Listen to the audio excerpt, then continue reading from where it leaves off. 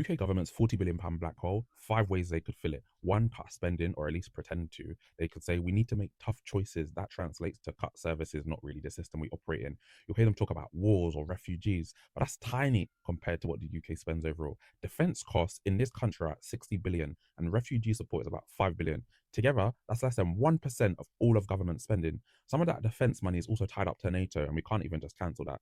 But compare that to the debt interest at 100 billion or the NHS where it's 180 billion. Now, cutting small budgets won't fix the £14 billion gap, but cutting the NHS or local services could. And that's where us ordinary folk experience fewer NHS staff, slower services, and smaller safety nets. But two, they could even raise taxes. They could raise income tax or national insurance or free thresholds so inflation does the work for them. Or they could go for a wealth tax targeting investment income or large assets instead of wages. Three, they could even borrow more and pay later, right? But that just keeps the things running in the short term, but adds more interest, money that could have gone into public services. Four, they could sell, the private assets. They've done that before. They've sold government land or energy shares for quick cash. But again, that's short-term gain, long-term loss of control.